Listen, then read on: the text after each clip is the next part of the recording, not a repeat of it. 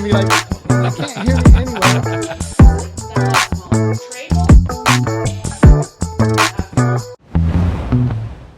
Good morning, folks. Jeremy Larkin, host of the St. George Real Estate Morning Drive. You know, today we're going to talk about something kind of fun. What I believe are they're my top 10 most noteworthy homes for sale in Washington County right now. Priced from $496 to a cool $3.5 million. I think it's going to be a lot of fun. Our show's brought to you by our friends at Guild Mortgage. That's Guild, not Guilt. Guild Mortgage, Chantry Abbott and his team. When was Chantry with us last? He was in here yesterday morning. So guys, our good friends at Blue Form Media have set up this show, and they come out and they deck this thing out. You know, they make us look a lot smarter than we are, guys, to be honest with you. So we're going to want you to hang on tight this morning. I might have a hot take this morning. It's something interesting about the housing market, about what is going on, what has changed in the national housing market, the local housing market. I'm going to suggest to you an incredible podcast, and including a specific podcast episode. And I think this is the most important part. A specific podcast episode that I think is going to absolutely blow your minds. And it is the best description that I've seen yet, guys. I mean, maybe there's a better description about how we got here. And, you know, when we talk about how we got here, by the way, guys, if you didn't figure this out, I'm solo of the day. And I think it's just time for a solo episode. Our good friend Jesse Paul is on the road with his family and doing all the great things. So I think it's kind of an interesting situation as to how we got here. Oh, by the way, Mal, do you have a Zoom link for me that I should be in? Yeah. I'm going to share some graphics with you guys this morning that I think are going to be a lot of fun. We're going to talk about my top 10 most noteworthy listings in Washington County. But this podcast, if you guys are ready for it, I'm going to give it to you. All right. So if you're listening, if you're driving, I want you to just, I don't know, please don't wreck your car. All right. Please don't do it. This is incredible. The episode is called How the Cost of Housing Became So Crushing. How the cost of housing became so crushing. Is that phenomenal? One of the things they talk about in this episode, and I will link it this morning on our Facebook page, it's facebook.com/St. George Experts. One of the things that's so fascinating about it is they talk about the fact that the underlying issue, and this, look, if you're listening and you're in Washington County right now, if you're in Hurricane or St. George or Ivins or Santa Clara, or maybe you're all the way up to, if you're from Southern Utah, you say up to, and then when you say the days of the week, you don't say Sunday or Monday, you say Sunday, Monday, Tuesday, Wednesday, maybe all the way up to Veo or, Enterprise. Or maybe you're in Cedar City and you're picking this up in Iron County and you're going, man, there's just no affordable housing anywhere. Well, actually, there's some truth in that. And they talk about in this podcast episode, the reality being that the housing crash of 2008 was the sick patient that started this entire thing. And I'm not going to give away the entire episode, but one of the elements, this guy he chronicles the domino chain that happened thereafter. One of the things he talks about is that people started going out to places like, St. George, Utah, but maybe more importantly, like Cedar City, Utah, Hurricane, Utah, Midway, Utah, Midway, Heber City. I've spent some time.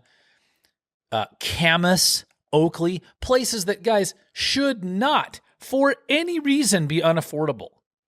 And people started saying, well, I guess I'll just go there, right? Like I've got to go somewhere affordable. They actually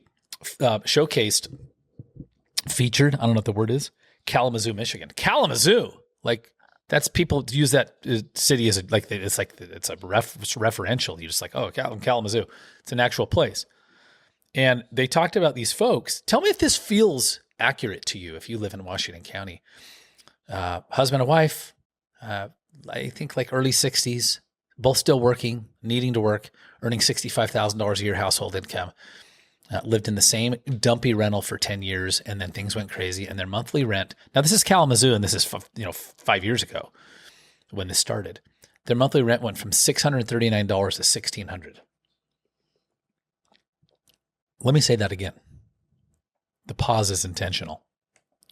From $639 to $1,600. And suddenly, when you're living on that kind of a budget, folks, like everything changed for them. Everything changed. They could no longer go out to eat. And the discussions, instead of coming home and relaxing in the evening, they became discussions of how are we going to make this bill and this bill and this bill and this bill. And look, if you're living hand to mouth, if you're living paycheck to paycheck, I think you know what I'm talking about. And I think this has happened across America. And so we don't have time in today's program, but there are some, kind of interesting solutions proposed, and I don't know what the heck's going to happen. So does that sound familiar? And where's the next affordable place? Fillmore? Beaver? I don't know. Name a place. Look, Cedar City right now, guys, is about $100,000 lower median home value than Washington County. So I had one of my great clients, investors, come along and say, look, I need to find a place. He was born and raised in Santa Clara, lives in Hurricane, lives over in Hurricane, Utah. These well-financed, well-funded, very, very capable of doing something, of investing. And he said, I'm looking in Cedar City now. I can't even look in St. George because I don't know how to make sense, right? So I think, guys, you see this challenge that is, honestly, it's more nationwide than you think it is. It's just more nationwide than you think it is. All right. So, all right. Should we jam into this? By the way, Mal, how's our Zoom looking? You dig it? I have some issues here, but yeah. That's cool. No, you're good. No, you're good. Do you have your laptop? Yeah. Yeah. Is that what it is? Yep. Yeah. We may have a few challenges with our Zoom this morning. Bought a laptop from Costco. Well, that was your first problem as you went to Costco. Actually, it was not my first problem. It was the first right thing I did because the hard drive crashed. And I went back in less than 90 days because it's a major electronic, and they replaced it 2 days ago. I didn't even think to tell you guys that, Mal and Blake. So there you go. So guys, if you want to check out Blueform Media, check them out on Instagram at Blueform Media. They're doing such cool things. I'm going to shift gears for a minute while we're waiting to see if we can hook this piece up. All right. The gear I want to shift is I was a guest on a podcast less than 2 weeks ago in their home studio, in the Blueform Media home studio, with my good friend Robert McFarland and good friends, McCrae, good friends Robert McFarland and McCrae Hepler, and we had a debate. And if you want to know something, you want to hear about a freaking cool, really cool podcast episode. The debate was about, and so Robert played devil's advocate. I played moderator of some sort. Well, actually, I did play moderator, but the key is I played moderator as a guy who was born and raised here who has an opinion on the whole matter. But Robert said, I think the cities should get out of the golf business. All right. Like City of St. George, for instance, should not own a bunch of golf courses, and they should get out of the golf business, sell them off, let somebody in private enterprise do a better job than the city can do to be profitable, and let the city, administer budgets elsewhere. McCrae argued, no way. The golf courses they're so important, right? And we need to keep them here. And, we talked a little bit about the fact that, look, McCrae and I were raised on golf in St. George, Utah. He and I both grew up playing the sport. And it was such an incredibly awesome discussion. And if you want to check it out, I want you to check out the 435 podcast. And it's a rousing kind of hour or so of discussion. And I don't know, I think some good points were made. I really do. I grew up on Red Hills Golf Course here in St. George, Utah. I was born and raised in St. George. Came cruising along, Learned to play at Red Hills, Dixie Red Hills. That's where Jadon Blake, he's the most famous golfer from St. George. I'm not a famous golfer. I'm just a guy who's played golf growing up.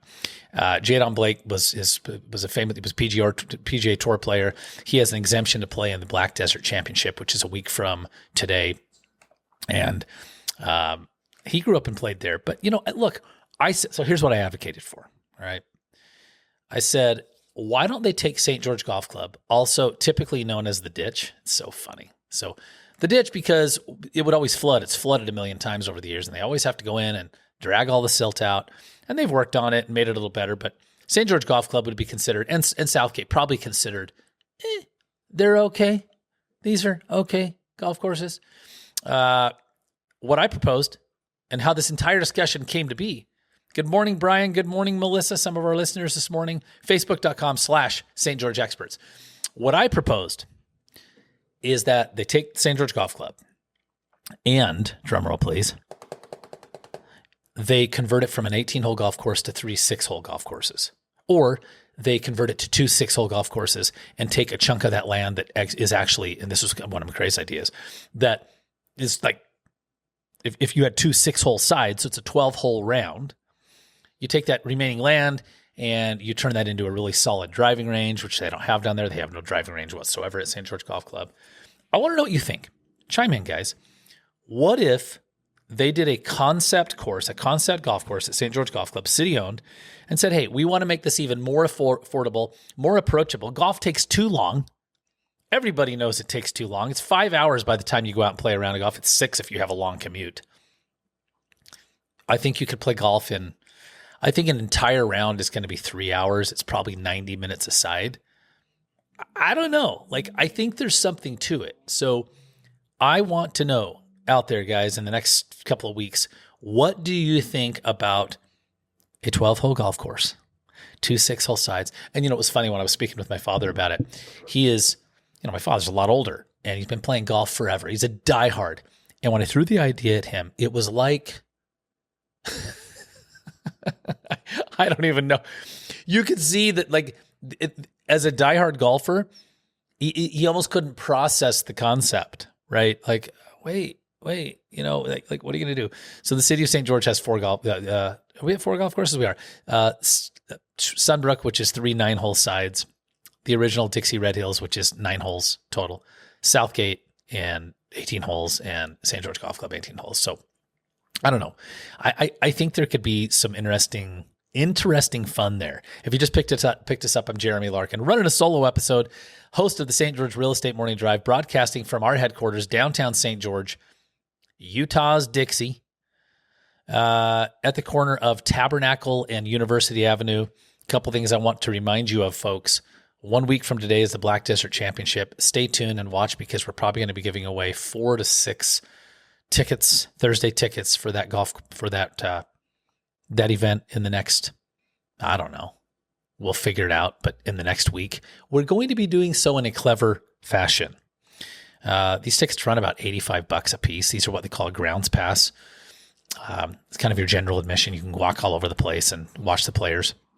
These are Thursday passes. We're going to be giving some away. So if you're not following us on Instagram or Facebook, you're going to want to do that at Larkin Group on Instagram, or Facebook.com/St. George Experts over on, or just look up the Larkin Group. Just type in, because Facebook has that nice search bar. Just type in the Larkin Group and you'll find us. Follow us on both, because announcements are pending. Number 2, we are in the middle of homecoming week for Utah Tech University. I am a Dixie State grad. It was Dixie College at the time, but I still love it. I still consider it my alma mater. I'm looking at a homecoming brochure. We are proud sponsors of the homecoming week, and love the university. Of course, it's like a block away, I don't know, a city. It's literally a city block away. I guess I'm to be honest, it's 1 block. Looking at one of the little brochures on my table here in the office. So homecoming week. If you're not familiar with what's going on there, just you look up Utah Tech Homecoming 2024, however you want to do it, and it's kind of fun, right? There's just a lot going on. Kind of featured events. Let's see here. Friday, forthcoming homecoming carnival and car show, I think is going to be absolutely so cool. How cool is that, right? I mean, you know, car show and carnival. So that's coming up, guys, this week. Trailblazer Village is something we were involved in last year. We won't have time this year. Trailblazer Village is Saturday, September 28th. This is pre-football game, right? So it starts at 5 p.m. You come over, guys. Literally, you can eat 5 meals at this thing. There is so much food being given away. Hot dogs and nachos and there are ribs and all sorts of food, guys. Coming over to Trailblazer Village. It's 5 p.m. It happens at the Atwood Innovation Building, which is just right there across the street from Utah Tech's, their, what do you want to call it? The stadium. Wow, could you imagine? I grew up by that stadium and I can't remember what it's called. So check out the Trailblazer Village. And then Utah Tech will be facing Abilene Christian out of Texas, I believe, Saturday night. And that is a 7 p.m. game. Last year they played earlier. I did not like it. I think they played at 4 p.m. I was not a fan. We were involved in the Trailblazer Village. So check that out. There's some cool stuff going on, guys. So that is Utah Tech Homecoming. I'm linking it up at facebook.com/St. George Experts. Good morning, Lindsay, watching us this morning. There it is. All right. So we may not, right, Blake and Mal, we may not get to our 10 most noteworthy listings today. That's okay. We're going to hang on to them. I'll tell you something I found, you guys. And Blake, this is for some hot takes we're going to do. We're going to stay on after the live radio program and do some hot takes. I pulled a list of homes over $2 million in St. George, and what was shocking, there were 72 of them, guys. 72 homes listed in Washington County over $2 million, which I think is just more of what I'm talking about with this ongoing dynamic that we have, which is does everyone just keep chasing the affordable housing? And if everyone keeps chasing the affordable housing, then what? You know what I mean? Does anything remain affordable? And I think that's going to be crazy. Again, the podcast that I referenced, and I will now link up, how the cost of housing became so crushing. And I think that's really true. When I looked at this list of what I consider the top 10 most noteworthy properties in Washington County, I want to tell you where I find them at. One is $496,000 downtown St. George. It's a historic home. It was called the CV home. And interesting story, it was built for $300 in 1939. There's a really fun story. It's a historical landmark. So historic home, right? The second one was a mid-modern home. I found this incredibly cool mid-modern home in Larkin. I mean, people are going, Larkin? Mid-modern home? I know, built in 1962. My home was built in 60. Very reminiscent of the home I live in here in St. George, Utah, just below the Dixie Rock. Home's $595,000, 1,800 square foot, completely remodeled. I mean, it is a mid-modern treasure. The next one that kind of might blow people's minds is I found a home in Beaver. It was built in 1901, fully restored historic home, 5 beds, 4 baths on a half acre. It's set up to host weddings, gatherings. $599 for a 3,400 square foot home on a half acre that is like, I'm telling you, it belongs in a country home magazine. Well, there you go. I think the challenge is that 10 years ago that home was $199, not $299. The next one was another home downtown. There's a home that's listed 2 blocks from our office at 500 East.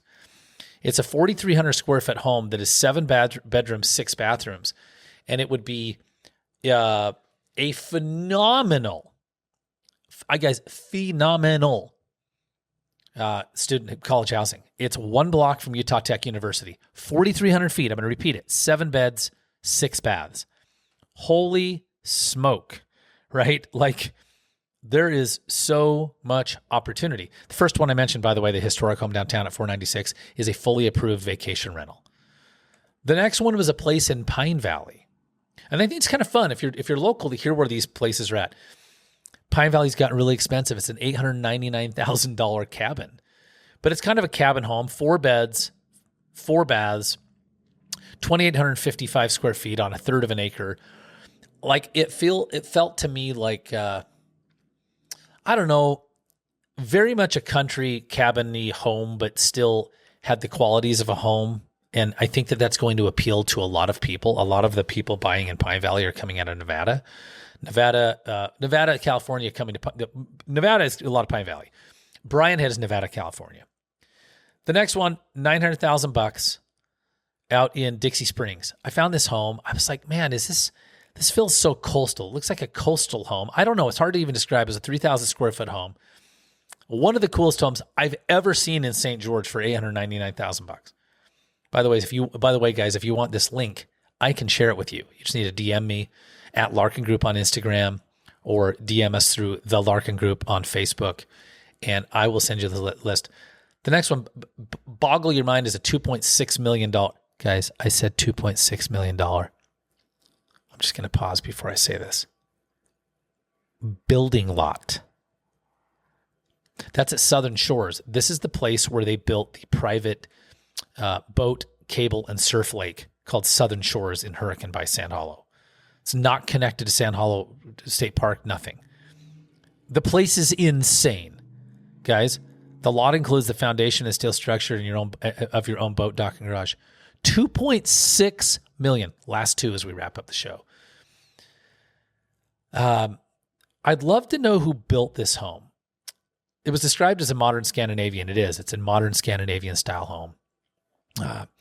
The address is Washington. It's Washington Field. It's down near Majestic, kind of elementary, Crimson High School and that. One of the coolest homes I've ever seen. It's 5,802 square feet. It sits on 2.26 acres. Modern Scandinavian is like, it's almost contemporary, but it has this rustic something to it that's hard to describe. I call it one of the most beautiful homes that was ever built in Washington County. And the last one is Chaco Trail. Chaco is Entrada. Everybody knows Entrada has been a luxury enclave forever. It's $3.5 million. It's 6,600 feet. It's on 1.23 acres. And in our final 2 minutes, it looks like these last two, it was so obvious that a lot of thought went into these homes, right? Every architectural element, guys. So if you want to get a copy of these listings, my top 10 most noteworthy, active, available for sale homes in Washington County. I actually skipped one, but there's no time. Springdale. They run from Springdale to Enterprise to Entrada to Dixie Springs, downtown St. George, everywhere. DM us at Larkin Group or look us up on Facebook, The Larkin Group, or just go to GoStGeorge.com. GoStGeorge.com, click on the contact form. We're going to send you a list. Make sure you're following us this week. We will be giving away Black Desert PGA, a PGA event. Can't even believe I'm still saying it. It's a week out. Giving away tickets this week. You need to be following us to know how we're going to do it. Jeremy Larkin with the Larkin Group, Keller Williams Realty, signing off. I'd say he needs no introduction, but you probably need an introduction. Is that fair? Is that fair? Introduction on me? Yeah, dude. Cool. Sorry, I was just getting situated, Mal. I was trying to say don't switch to me yet. Yeah. Trying to get this. How do I look? Sexy. Am I centered? This is coming from his lady. Blake Norton, What's up? Blue Form Media. Okay, guys, we're going to shift gears. If you were picking us up this whole time on the radio, and I hope you were, and stick with us, guys. We're going to have some hot takes. Oh, this is the hot takes. Well, That's right. we're going to get into it. Yeah. Right? We're going to get into it. Jesse's not here today. I ran the show today because I kind of had a vision of where I needed to run the show, and I ran it solo, mainly because of time. That 25 minutes when you're on the air goes so fast. Does it? Yeah. Yeah. And I've spent, you realize for 5 years I did the show every single week, 48 weeks a year alone. 50 That's weeks. right. Yeah. Every week. I forgot that you didn't have Jesse for the first 5 years, too, of your radio career. Yeah. So I've got a little bit of experience. Uh-huh. Like as in Zoom wasn't downloaded on my computer and a whole bunch of other things were happening, but the people on the radio had no actual clue. Yeah. Because I just delayed. No, I mean, you're good at flowing. You're good at talking. Yeah. Which is a skill. Well, it really is. Thank you. And so, and I'm going to ask Blake a few questions about him this morning, but we're bringing him here because it's just so fun to integrate. And they said, hey, do you want Blake come on this morning? And I said, I want to have him come on after the show. But, the interesting thing is what I figured out in doing so many shows, 600 radio shows, 700, is how to fill the time without wasting time. Because see, even though I was like, oh man, I'm shifting gears because I was having problems thinking we are going to get on Zoom and then it wasn't running. What happened is this is a Lenovo and I just came from a Dell 48 hours ago, and the way it downloaded the file, I couldn't find it. Yeah. So we were on the air and I'm looking for the Zoom download. But I'm pretty certain that I'll go back and realize, hey, we just shifted gears and I moved to the, talking about the podcast. So, Blake, why'd you come to St. George? Dude, great question. Yeah. I came to St. George because of a beautiful lady. Right? I met Mallory up in I was like, Salt I Lake hope it's County. Mal. Yeah. That would have gotten really awkward. Yeah. Well, actually, the funny story is when I met Mal, she was so fed up of people like trying to date. So she just put her dating profile as Lydia. So I knew her as Lydia for like 8 months. And then I meet her family. She's like, oh, yeah, my real name is Mallory. Is Lydia like a middle name or just fake name?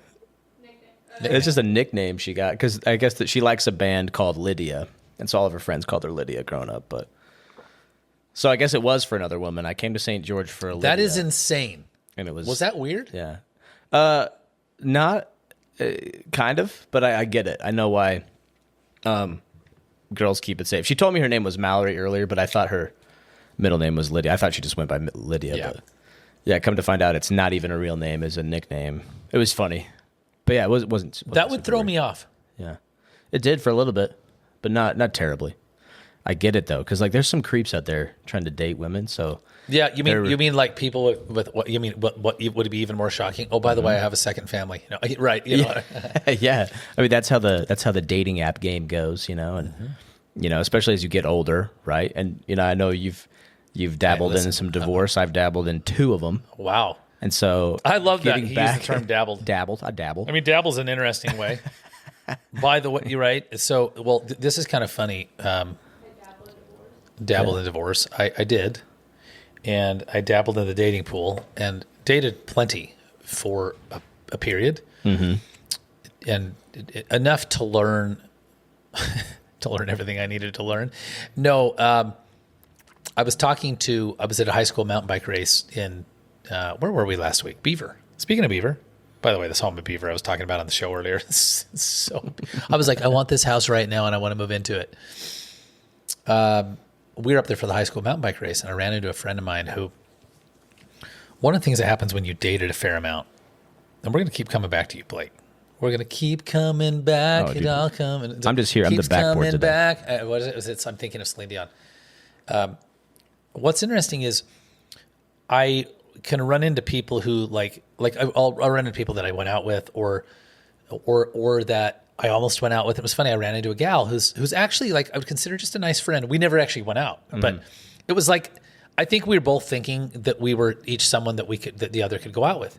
Well, I ran into her and we got into this dialogue. She's has this talking about kind of an update to life, and her kids are racing, and I'm very much off the market, and so. But that's fine. We got into this discussion and I said, tell me how dating is going for you. And she said the following 2 stories. She said, well, the first 2 dates real dates she went on. The guy died like 2 weeks later.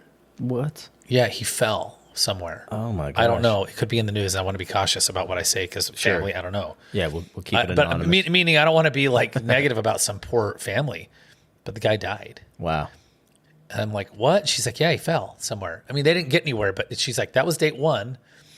Date 2 was like an accidental date. And it's kind of like unintentional. And then people were supposed to meet them and then they ended up making it a date. And then she thinks she's on a date. And then they met another couple of friends of his at a restaurant. They were there and they're like, hey, do you just want to sit down with us? Oh, nice. And he's like, yes, they sit down. A few minutes into the discussion, the friend says to the guy she's with, who she thinks she's on a date with, how's your wife? Yeah. Oh, shit. No joke. Oh, I can't say that. Sorry. Oh, crap. Yeah. Well, I'm glad we're podcasting. We're safe now. Okay, we're safe. Radio. We're off the radio. But I'm glad you clarified that because I don't know. I was going to ask what constitutes an accidental date? Like that sounds. The whole thing was weird. She's like, the whole scenario was odd. Yeah. But then the guy, how's your wife? And she's like, yeah. So the point being, the dating world can be pretty nasty. Okay, so you came here for a woman. Which is Mallory, correct. The other great talent in the studio today. And thanks again, guys, for being patient this morning. I knew Jesse was not coming, and every intention was to be here at 8:10. Yeah. And because of my handyman at my house, and I just didn't plan, and I was talking to him. No worries, dude. Here. Okay. Cool. I gotta confess our additives to the chaos too. So there's during the whole radio show, there was a software update trying to push. Oh, shoot. so our audio interface was trying to push an update. So if you heard the radio show cut out a few times. Yeah, there you go. Andy was like, yo, you're cutting out. And we're like, we're on it, you know? Oh, that's crazy. So there was like 30-second little blips. Oh, there you go. You know, it happened twice. It happened. It happens. It happened. Guys, Zoom link, we were fumbling. Fumbling, show business, man. It's fumbling. There's no business like show business. How well can you fumble the ball and keep going, right? That's what we like about Jeremy. There's a level of chaos that is attached to Jeremy Larkin, but it's energy, right? Yeah, it's positive energy. It's how I roll. There's negative chaos, like for sure. And those people are usually in a holding cell right now on methamphetamines, right? But the opposite is, I feel like if you're a chaotic person and you lean towards the positive, you just like end up with a lot of chaotic energy and just happen to own your own real estate company, and you just happen to have a 12-year radio show, and you just make it. And I roll in at 8:33, and we start at 8:35. Exactly. And then it's the opposite end though is like if you have that chaotic energy, but you're in a negative sense, then you just happen to be like arrested every week, and you just and everybody knows your name down at the jail because you're always. This is not a joke. This morning I got up, was up, I don't know, 6:20 some hour, and you know, so many of us fiddle around on social media before we get anything else done. Oh yeah, I was still half awake, half asleep. The first thing you touch, the phone, is what you're referring to, right? Well, I went downstairs. I always drink electrolytes first thing, and Max and I went down, sat on the couch, opened up the blinds. Because I have these really cool views of the whole Red Hill. You guys have been there, right? We've been there. And I was just chilling, and the light was there's just like a tiny bit of light on the horizon. And I grab, and then I hop on social, and one of the first things I see is the judge says, "You literally cannot stay out of trouble." And I'm like, okay, I'm hooked. Okay. And so I keep watching. Do you love this? And he goes, and the judge says, "This is too funny. How could you forget?" Right? I'm going to count them. 9, 10, 11, 12, 13. And he counts to 30, 33, 34 charges against you, sir. Ooh. And it was on Zoom. It was great. So you had the judge on the one, and the guy, and the guy was standing there like, and he's like, he said, "Do you just smoke weed all day? Like, and you don't like do anything?" And the guy said, "I'm drug free." And the judge said, which, I mean, weed is the least of the problems, but he's trying to just think of like, what does this guy do with his life? Because he's in trouble. Well, this is the setup. This is where you hear the punchline. "No, I'm drug free, sir." And he's like, "Really? You want to bet on it? I'm going to drug test you today." And the guy started looking sheepish. And he said, and this is where it gets hilarious. He said, "Do you have a job?" "No." And he said, "There it is. There's your problem." He said, "You don't have shyster going on." Yeah. This is what he said. "You don't have shyster going on in your life, and therefore you get into self-destructive patterns and create problems." It's true. That was the first social media I saw today. It was like a 1 minute video, a 2 minute video, and I was like loving it, you know? Yeah. Well, that lends credence to what I was saying. Like chaotic energy, the right? chaotic energy that we love about Jeremy Larkin. Like yours is such a productive chaos, though. Oh man, it is like it's really fun to be around. Let's go, dude. We're like, what are we gonna do next? What's gonna happen? You know, we're trying to make things happen on the fly because it's good energy, and I think a lot of people they mislabel that because they want the known. They don't like the unknown. They don't like the chaos. They want to clock in, hit their time card, do their tasks, do that. But that's fine too. But yeah, when it comes to this type of media, I think you got to have some chaos in your life to do a radio show for 12 years and to ride the wave that has been the last decade plus of real estate. Imagine. Dude, you gotta surf. Guys, imagine what has happened since February of 2012 when I started. Well, you were talking about that, I think, a couple episodes ago. You were looking back like a decade of the markets. You remember that? Mm-hmm. And I was in the mortgage industry for a number of years, but nothing comes close to like what real estate agents go through. The swing of the real estate market. It's humbling to me. So as a salesman, I'm not going to take my hat off, but my hat's off to you guys. Yeah, that's right. Yeah. We've had some good sales talks too recently. No, Blake has delivered some pretty solid nuggets of wisdom. And look, and you have some incredible experience. You know, and we started the show by talking about, okay, well, you ended up here in St. George, which is so fun. Mm-hmm. See, let me say this, Blake, about why this show works and why it's worked for so long. Hit me. Okay, so one piece is me, and that's true, right?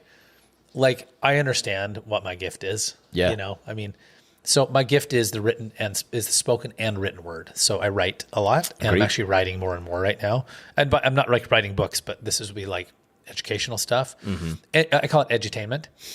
I like that. So yes, it's me. Okay, fine, right? Like I get it.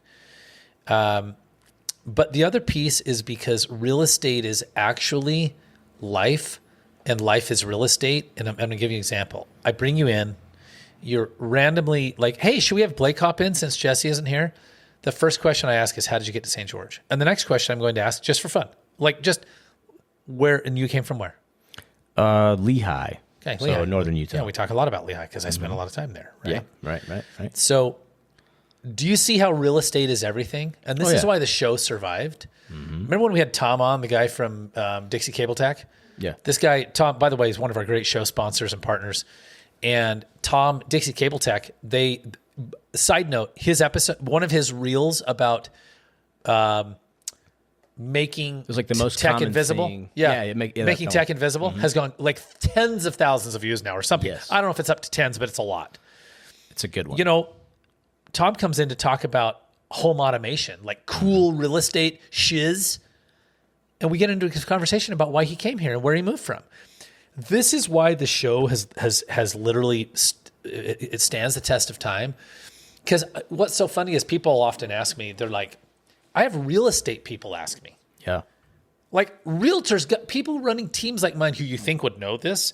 Hey, how do you guys do a show every week? Is there enough to talk about? I'm like, is there enough to talk about? Everything is relevant. Guys, we could run, I've been told, by the way, many times I should do this, which is very very nice compliment. We could run a syndicated a la Rush Limbaugh, but not political, but right. Syndicated. I mean, ESPN, syndicated. We could run a 3-hour syndicated program, 5 days a week. And this gets crazy. We could only talk about Southern Utah and or Utah for 3 hours, 5 days a week. 100%. Only. Easily. Mm-hmm. And honestly, if you go national, dude. Yeah. It's do you know insane. why? Do you know why that is? Can I elaborate I want your feedback. I want your thoughts. Do you know why that is? Because why is real estate life? Right? And why is sales life? Because I come from a sales background. Everything is about people. At the end of the day, it's not about the product you sell. Screw that. It's not about the topics you discuss on a podcast. It's about human connection and people all the time, every day, all the time, no matter what you're in. Even if you're just behind a computer and you're typing zeros and ones, coding in a software, you're doing it because the end result is a human using it, right? Same thing with a house. You're not selling a house. You're selling a home for somebody, a person, right? Well, like that's why it's so tangible. And I love your points. Mm-hmm. And if you take this a step further, everyone has to live somewhere. Yeah. So everybody's renting or owning, which means the show is instantly relevant to them. Everybody's interested in what's happening in the city and in the neighborhood because it affects them.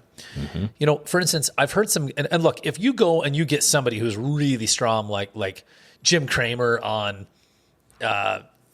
MSNBC's, like had a show, syndicated show for 15 years, whatever. He's a crazy, gregarious, wild financial analyst. Yeah, that works because it's nationally syndicated and everybody who's into the stock market watches it. But I've seen some guys come and go with with shows on local radio. Either they're insurance agents, or they're in like financial planning. And it's interesting because even though it affects everyone and it applies to everyone, it actually only feels relevant to people who are actually like giving that time and attention. Yeah. Everyone lives in a home and everyone is in the community that Exactly. we're talking about. I mean, it's like you can't avoid it, right? And so the show just stands the test of time. And okay, so you come here from Lehigh and you came here for a woman. How long ago was that? I think it was 2020. Yeah, Mal says yes. Yeah, well, this is kind of interesting because 2020 you come down here. If we look at, guys, what has happened with, Actually, 4 years ago this month, we moved down here. Yeah. I look at real estate all over northern Utah all the time. As a matter of fact, if you're listening to our show at all, guys, we can actually assist you anywhere in the state of Utah, but very specifically the Wasatch Front. We're starting to dabble in a little bit of business up there. Well, I mean, we're actually members of the board of the Wasatch Front board. Yeah. That's awesome. So like if somebody wanted to go buy a house and like I've got a buddy who's going to buy a townhome in Saratoga Springs, I'll represent him. Yeah. So, it's kind of fascinating to look at Utah and go back to the conversation I had on the radio show today. Because you lived in Lehigh. You guys both grew up. Mal, where'd you grow up? She grew up here. You grew up here. That's right. I was trying to remember this. But if you look at northern and southern Utah, you look at these places like Utah blew up because when COVID went crazy, obviously people were trying to flee locked down places, right? But that would be step one. But where they wanted to flee to is places where they could live affordably and work remotely.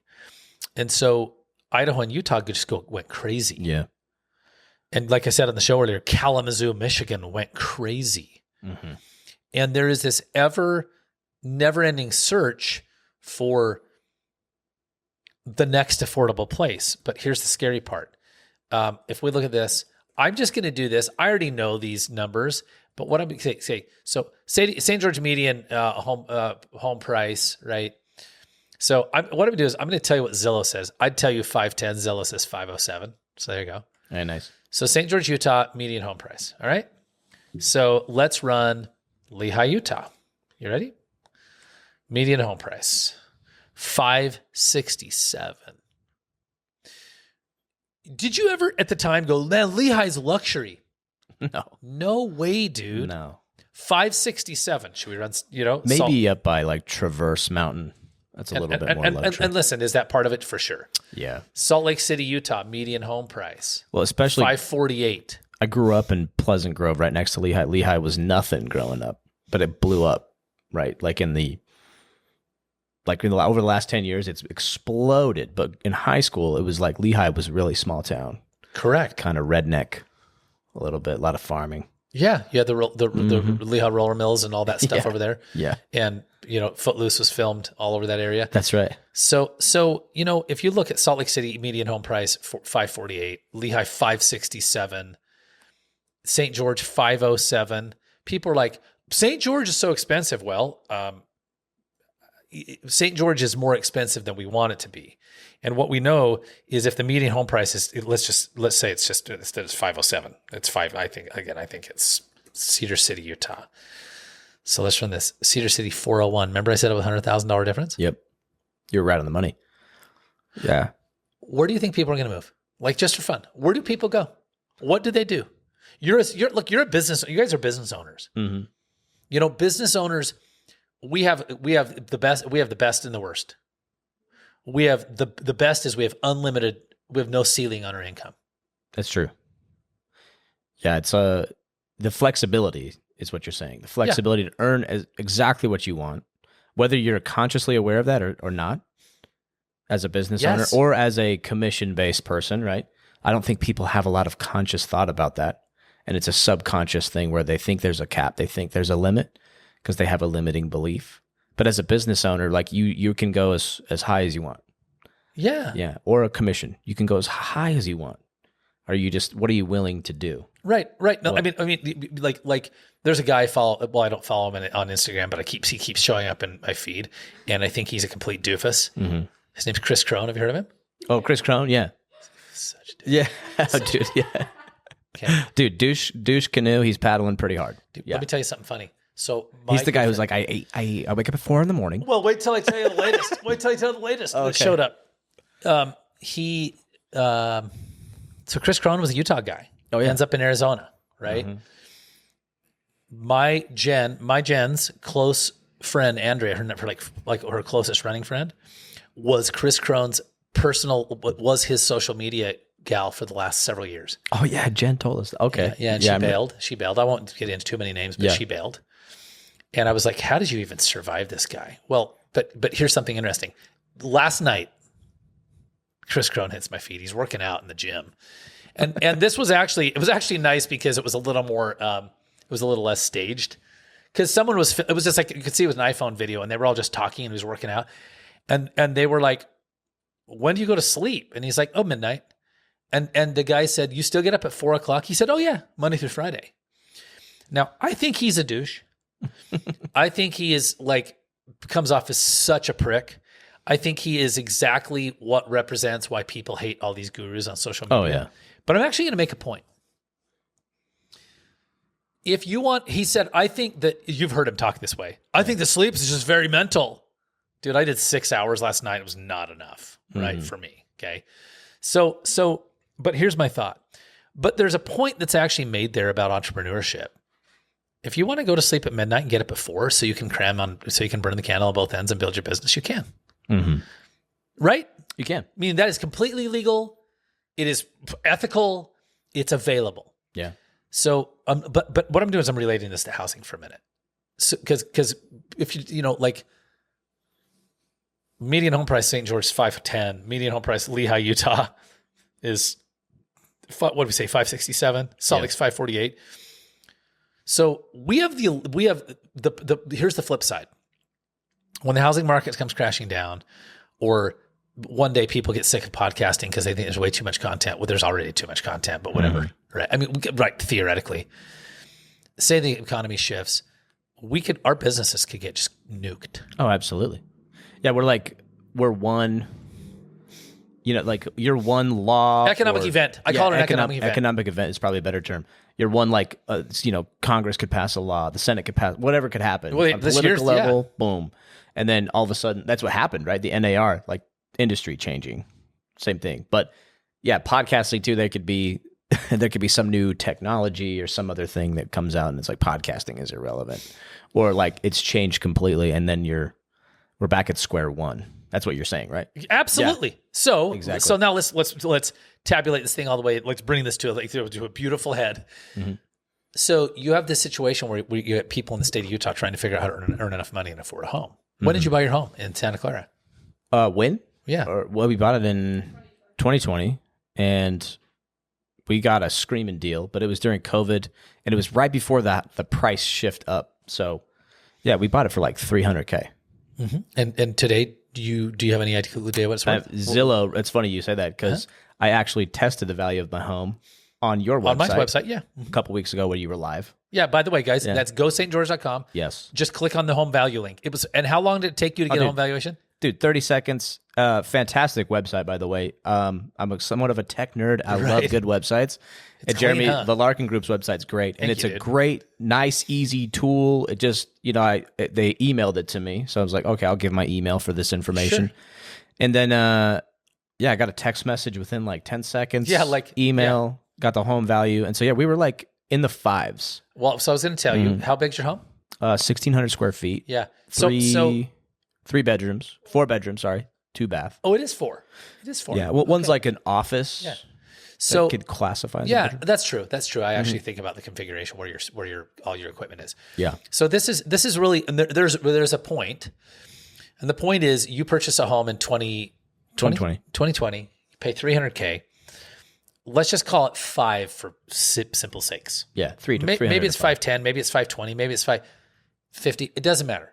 Let's call it 5. Mm-hmm. By the way, this is how I tabulate this stuff or calculate it, is because I always lean lower end, or I always lean conservative. You know, this sets something interesting up for our conversation. I hear two things come out of people's mouths, and they're very contradictory. You guys, did you win? Like, seriously, have you won in housing so far? Yeah. Yeah. Like, I would say we are currently winning. Yeah. 200K. And if you decide to, if you wanted to, correct, because you haven't sold the asset. If you sold it today, you're at least 200K. Okay. Right. Ish. What's interesting is we have this catch-22, and the catch-22 looks like this.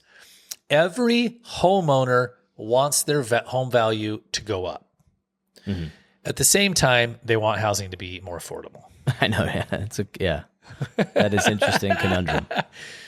And so yesterday I was on the phone. We're going to list a single family building lot in the Green Springs area. It's like $300,000.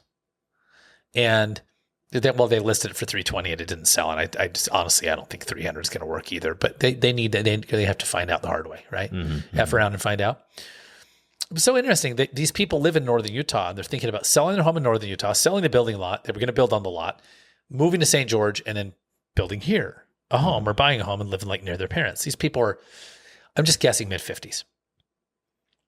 In the conversation, she was so concerned about housing prices down here. But when she asked me, do you think we should put our home in northern Utah up now or wait till the spring? And the entire conversation was her fear about prices falling on her home in northern Utah. Do you see this thing? Yeah. So can I ask you a question? Yeah, go. In a sales environment, right, or in this situation, right, and this might be for other agents out there or people who are in any type of sales, but where is it really the price in real estate? Like, is she really concerned about the price, or do you think there's an underlying concern? Honestly, well,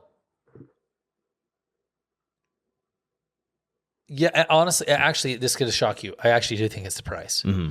So what people are afraid of is this is a tale as old as time, Beauty and the Beast, but it's actually exceptionally problematic now, which is why I just linked in our Facebook page how the cost of housing became so crushing. Yeah. It's one of the best 34-minute episodes I've ever heard in my whole entire life. Guys, 12 years I've been on the radio. It's that good. Well, the conundrum is that housing got so damn expensive that like people are terrified that they won't be able to make the turn. And like just a phrase that I use often is make the turn. Like in golf, you make the turn. They call it making the turn is going from the first nine to the back nine, front nine to the back nine. They won't be able to make the turn. And the main reason why is a lot of the people selling homes right now are sitting in 2.7 to 3.5% interest rates. Yep. And they realize that when they go buy the next one, they're going to be at 6.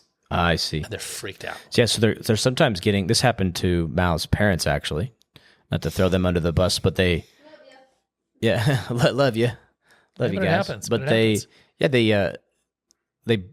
just timed it wrong, I think. And it's not like a horror story, but it is a downer where they lost a house with a pool and they got a house roughly the same square footage.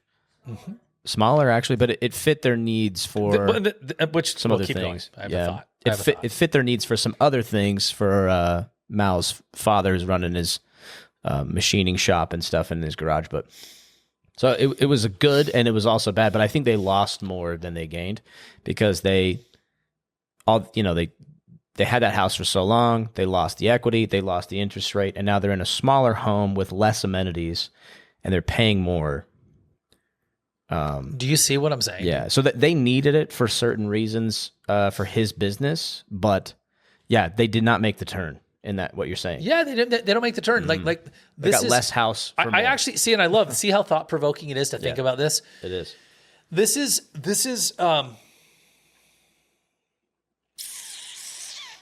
it's a conversation we had. I'm going to use a kind of a funny analogy. And in the interest of our show, I'm not even going to go down this road. But for sure. But I'm going to go into religion for a minute.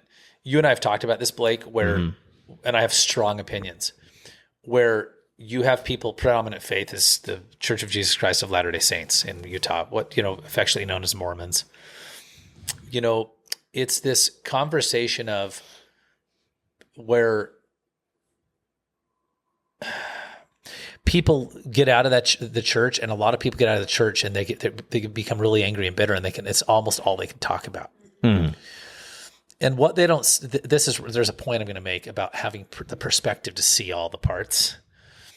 And what happens is they become the very thing they said they hated. Yeah. So if they feel like people in the church are religious zealots and can't ever stop looking to convert everyone, they find themselves being missionaries to deconvert everybody. And so, dude, is this funny? This is right. I can add to this. I think I know what it is too, because I've wondered the same thing. But keep going. It's like we really don't see. We really struggle as human beings, and this, even relating it back to real estate, it's hard for us to hold space for the breadth of all of the perspectives, right? Because how it is, and then I want to hear your comment. What people say is, well, the government's got to stay out of housing, but we need housing to be more affordable, or I need my housing price to go up forever, except I need it to be cheaper for my kids. It's like we have a really hard time understanding all of the perspectives. Yeah. And so one of the things that I really admire is when I can talk to someone about the religious thing who's like, look, and I guess I'm going to say I admire my own perspective, and people might say, well, look, you're being the same thing. Well, my perspective is I actually see why people are in the predominant faith. Yeah. And I see why people are out. You can see both sides. Really, guys, genuinely today can tell either side. I so see why you're in or out. Dude, 100%. Can we hold perspective? Yeah. For all the viewpoints. What's your comment? Well, the reason you can do that is because you've let go of your idealism. Oh, dude, thank you. That's all it is. Wow, that's powerful. Religion, politics, all these things at the base level, we all think they're in different buckets, but they're really they're ideologues. Like, ooh, yeah, it's an ideal. So if you're Republican, that's your idealism. And if you're fanatically Republican, you're just a fanatic idealist. If you're fanatically Democrat, you're the same thing. It's just a different flavor. You're just on this end of the spectrum or that. And so when people leave their religion, it's the same concept. They don't know how to not be an idealist. And so they go, oh, this doesn't sit well with me anymore. So they just do the same thing subconsciously to a different tune, but they're on the same spectrum and they can't see. And so if you just let go of your idealisms, like an idealism is probably the most crippling thing you can get. If you're trying to gain perspective and knowledge and just see things for as they are, the moment you attach emotion and like lifestyle and everything in your identity, I think that's when it becomes an ideal. Well, this is interesting. So you're just idealism, locked in. here's the definition. Oh yeah, the practice of forming or pursuing ideals, especially unrealistically. I think that's kind of fun.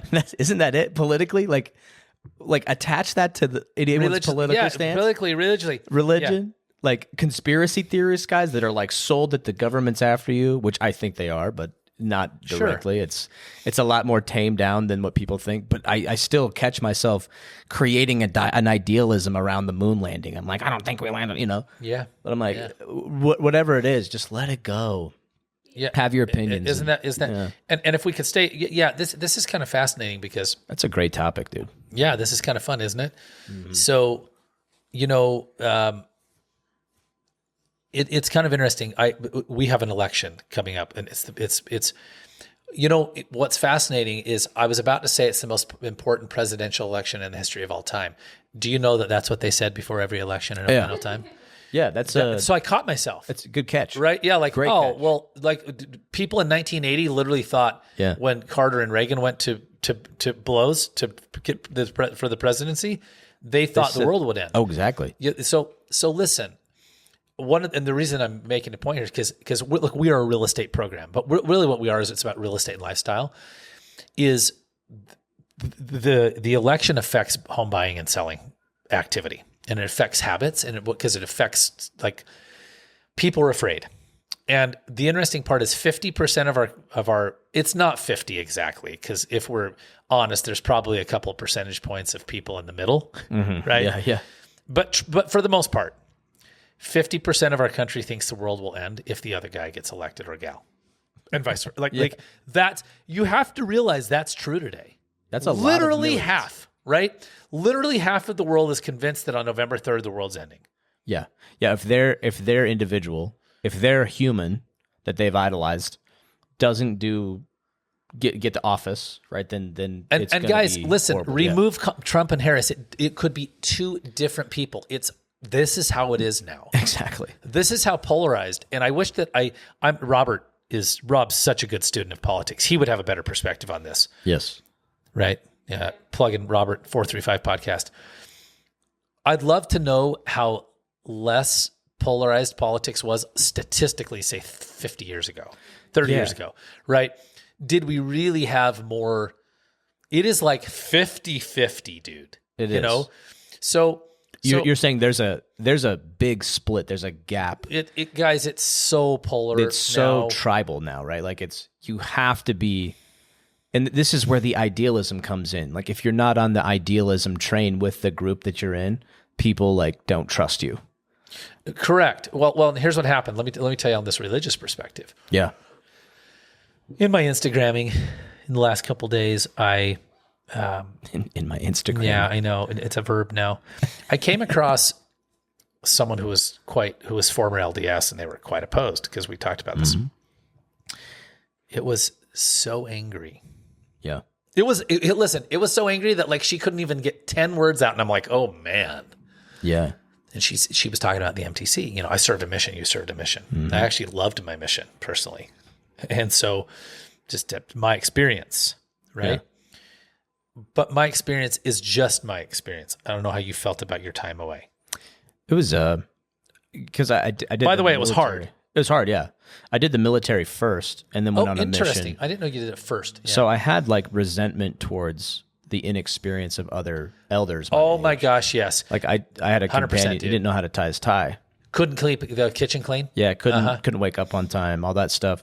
So that I had all of my good friends that I served with in the Marines. They were in Iraq while I was on a mission. This is interesting. And so I resented my mission quite a lot. I loved what it was for what it was. The experiences were awesome. Learning a foreign language, doing all that, laid the foundation for my sales career as well. Just selling Jesus, you know. Sure. Right. But yeah, I am not active member in the church. Listen. Then you'll appreciate this. Yeah, Blake. What I'm going to tell you was said, absolutely the interaction. Okay, based on your experience. Mm-hmm. This gal was like, she went down. I didn't hear the whole thing because honestly, I actually couldn't take her tone as much. She was just like, it was interesting. It wasn't passionate. The passion's not a problem. It was this seething. Spiteful. It was very seething, dude. Yeah. I'm going to tell you how they brainwash you in the missionary training center. And I was like, oh Lord, here we go. I was like, literally, Lord, please. And I scrolled. You know how you'd run right to the comments now? Yeah. Like one of my favorite comments I've seen in the last week on Instagram. Somebody said I stubbed both toes trying to get to the comments. Someone said that in some post. Is that so good? That's hilarious. Yeah, I stubbed both toes. Okay, so anyway, you're welcome. So I went to the comments, and somebody responded, a gal said, I loved my MTC experience, and there was a heart. It was a very, very, very fair comment. I loved my MTC experience, heart. Yeah. Someone responded and said, but that doesn't mean you have to minimize or degrade her experience. And I was like, well, that's what she's doing. Do you hear that? It's like this is what I'm talking about. Yeah. I was literally like, OMG, you are. So another angry person has entered the chat. All this gal, I don't know who the gal is. All she said is, I loved my MTC experience. I like to break it down. Exactly. Isn't this crazy? It's so crazy, dude. Like that's a really good example. But if we broke it down and just took different labels in there, what if she was like, let me tell you how the color blue will brainwash you. Yeah. And someone's like, I love the color blue. And they're like, don't diminish her opinion about blue. This is it, dude. Good point. It's when we break it down to these things that are completely objective, right? Like I can look back at my mission and go, hey, I love that. I don't agree with the church. I think I've outgrown the teachings that were there. Perfect. But everything in that box, just because I'm not in the box, I just took the lid off the box. So everyone's like, you're not thinking in this box like me. All my family are still active, and they're like, hey, you're not doing the things. I'm like, I didn't throw the box away. I just opened the lid, and I still use everything. I love the gospel that the Mormon church teaches. I think it's beautiful. a beautiful message at its core. I think it's simple. I can pick it apart, and I have issues with things that like don't make sense scripturally and stuff like that. But that's just my perspective on it. Cool, right? It's a great message to attach to. You can definitely do a lot worse. And so I'm like, I'm not going to throw that away. Like, I grew up Mormon. It's a huge part of my life. Yeah. I'm not spiteful at all. And I don't think I've ever had a moment where I was spiteful. I was spiteful towards, I maybe not towards individual things, but I felt betrayed at some point. Sure. When you kind of realize certain things, but that's a different topic. Well, but yeah, that's I like to break it sure. down. And everyone's having their experience. And so as we're talking about social and Instagramming, one of the things that is true right now is there's a lot of anger. There's more anger than I've ever seen. Yeah. I think that one of the great challenges of social media is that anger is begetting anger, meaning, I've said this actually on a radio show. I've talked about this for 12 years. You could probably go back and find a show of me saying this. It used to be, I'm telling you, it was 12 years ago I talked about this. If you wanted to make an opinion known, you had to write a letter to the editor. And by the way, I meant an actual letter, like a real letter. Yeah, handwritten. And if you were lucky, maybe you typed it on a typewriter. I'm just old enough to, I had type class in high school. It was fun. Yeah. I typed. Okay, so what happens is I think the anger begets anger. I think the anger begets anger because people jump in an echo chamber and get angry with the angry people. I think people get angry at the angry people. Yeah. With a different opposing view. These are just my viewpoints of what's happened with social. I feel like it's literally it's a catch-22 similar to the housing market. The catch-22 in the housing market is it feels unfixable. Housing prices, which is why I referenced the podcast episode that I did, and it's linked in facebook.com/St. George Experts, guys. It's on our show today, which was the 26th of live feed, 26th of September 2024. But the housing market is a catch-22 because how do you fix it? I think social media is a catch-22. I'm totally involved in it. I use it every day, and I hate it. Exactly. It's literally a catch-22. I think it's the worst thing that ever happened actually to society, and yet I'm involved in it. Isn't that crazy? Dude, you're yeah. And like, obviously we're talking to the listeners, but to me, you're preaching to the choir, right? We know that we've had discussions about this. But like, this is the funny thing when you start seeing these idealisms and you understand how emotional humans are. You can use this. And this is what the government taught me when I worked for good old Uncle Sam, right? Yeah. Emotions. Same thing with selling. If you're selling someone a new home, there's a lot of emotion involved with that. Oh my goodness, yes. And you're not manipulating people's emotions. You're making them feel right about a decision, right? That they're going to make inevitably. Same thing with any product you sell. But this is like the biggest thing. Like, we have 31 flavors at Baskin-Robbins, but we have 2 choices for president. We have all these options for phones, but do we really? Which rectangle do you prefer to have spy on you, Jeremy? Yeah. A Samsung or iPhone, Android or Mac? Yeah. Like, which rectangle spies on you better? Let me find out. Yeah. This rectangle, I like how this rectangle spies on me more, and I'm an Apple person. Like, people, like, they just develop these little pockets of like tribes, these camps. Like, our whole society is based on that. Like, look at a professional sporting, right? Like, we literally have gladiator stadiums in every city. Bread and circuses, people. So when you understand I like that. This has a camera forwards and front facing and back facing, whatever you call it. This knows your location. Everything you've ever seen online. It's got your thumbprint. It's got facial recognition. It can read how dilated your pupils get, and it knows what emotion you're doing. Like, there's data on this. And like, people think I'm crazy. In 2013, I was telling people like Wi-Fi is another form of radar. And now it's coming out. They can actually map out an entire building, and they can know who's moving and who's in there. They can see people moving through a building using Wi-Fi signal. And I was saying this in 2014, and people didn't believe me, but it's all this technocratic state that we're a slave to. That's your instinct saying, hey, I don't like social media. But we have to use it. We're a product of this world too. Like, we don't have a say in what comes out. I can't make a microchip in my backyard. I can't do these things. I can't manufacture. Like, there's not a single thing in our life that I need on a daily basis that I can actually make myself. No, dude, you can't. Not even food. So it's really concerning in that regard. I don't mean to fearmonger a little bit, but when you start seeing how these things play on your emotions, it's way harder to do in practice, but it's easy to say. But yeah, that's why you hate social media. Instinctively, you know that you're being manipulated at an emotional state, because as soon as you watch that clip about a political debate and you feel a certain type of emotion, like the front-facing camera on this thing will pick that up, and the algorithm will feed you. And that's where these buckets live, right? This is insane. You live in a bucket of algorithm, and they feed you accordingly. Hey, by the way, Mal, our plumbers are coming sooner than later. You know what? They might actually be outside dealing with it right now. We haven't seen the plumber walk in here this morning.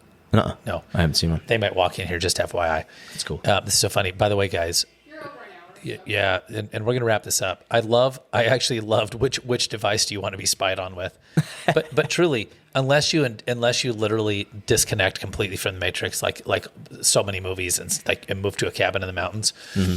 I mean, and when I say, people say, well, they can find you there too. But my point is, like, if you just like turned off your, like, never had a cell phone again, I guess you could go be like left alone. Yeah, to a degree. Yeah. But at the end of the day, all the data is in the phone. What a perfect segue to wrap this show up. All the data is in the phone. All the data is in the phone. The impact of presidential elections that have on the housing market. And because we started down this road. We talked about religion, and we're talking about tribalism and idealism. And I think we're talking about humans at the end of the day. Yeah, because, by the way, tribalism has always existed. It's just cleaner now, right? It's more convenient. Because a few hundred years ago, it was like you stabbed each other with spears. Exactly. And so... You didn't have Google to fact check it against. Right? Yeah, so yeah. Like, should we be attacking this tribe? Let's find out. Yeah, exactly. And now it's all done verbally on social. Yeah. So I'll just share this as we wrap up. You have to realize that there are presidential elections have historically not changed the market much. What they tend to do is they tend to affect the market right before the election. Yeah. But the actual outcome thereafter. A couple things. Sales usually slow down from October to November. That's right. That's just normal. That just happens. Prices tend to follow their current trajectory, and rates often tend to go down from July to November in election years. But here's the reality. Sales go down in November and December every year anyway. Mm-hmm. And so what we know is in 8 of the last 9 election cycles, that's a long time. Right? Yeah. Times 4. So in 32 of the last 36 years, if you look at it that way. Yeah, that's a lot. 8 of the last 9 election cycles, home prices stayed the same or went up. Is that baffling? I find it to be baffling. Mm-hmm. So if people are listening, and we've talked about so many fun things today. I've got Blake Norton with Blue Form Media with me, good friend of ours and business associate. Tribalism, and people are freaked out, and 50% of the country thinks the world's going to end for sure. And it will or won't end on November 3rd or 5th or whatever the date is this year. I don't remember it might be a 6th, but I just said the 3rd by habit today. Let me ask you a hot take, right, thing. But, and this is going to be really random about St. George and housing, because you're going to have to just have an opinion. You're not going to know. What do you think will keep people here? And what do you think will drive people away from this community around the real estate market? What do you think is keeping people here? What do you think causes people to leave? You guys are interesting because your age is actually, I think, a really good age to ask. Yeah. You're in your 30s. We got options at this age. Yeah, you're not young in 20s, like early 20s trying to figure your life out, and you're not established with like 6 kids in your late 40s. You know what I mean? Right. What do you think? What keeps people here? What causes people to leave? That is a great question. I would say what keeps people here more. Hey, brother, you can walk. Mal, you can send him right behind you. And then we're about to wrap up. Yeah. What keeps people in St. George, I think, is community. Yes, dude. If you choose to plug in. You want to be fine, yeah. Yeah. If you choose to plug into a community, and I think this is a testament for small town America, there's so many good communities. That's the heart of America. That's where American values still live. That's where you can have your opinions, and they just want your willing participation in what's going on in their area. And so if you come and add to that, you'll be welcomed, right? We've had the blessing of being able to like plug into the St. George community. We have our so much. Think of the people that come in your studio. Seriously, more So than a cool. normal business, I think. Way more. If you're a business owner, you can go to the Chamber of Commerce. You can go into BNI groups. You can network here and go play golf with people. You can have your, like a finger on the pulse. But like we literally have St. George hooked up to a very elaborate like machine. We can see the vitals of the community because we're listening to such a variety of podcasts. We just benefit from you guys having cool shows. Because I'm going to insert something. Yeah. Because it's very different than a local restaurant that's popular with all the people or a tire shop that's popular. Yeah, but that's transactional. You hear these people come in and spend a full hour going deep diving in your studio. Yeah. This is very different. Okay, so you think community keeps people here? I do. I think it's not the community. It's their community. It's a person's ability to plug into the community because it's participational. The community is going to go. Like Santa Clara has Santa Clara days, right? It's happening, right? Like, do you want to know something kind of cool too? I'm going to insert, and we're going to do part 2, which is I'm going to ask you what will drive people away. Yeah, I'm going to tell you something kind of interesting. If you look at this community, there will be. Yeah, Mel, will you let them know though? They can go right to work in there. It's not going to bug us, I don't think, at all.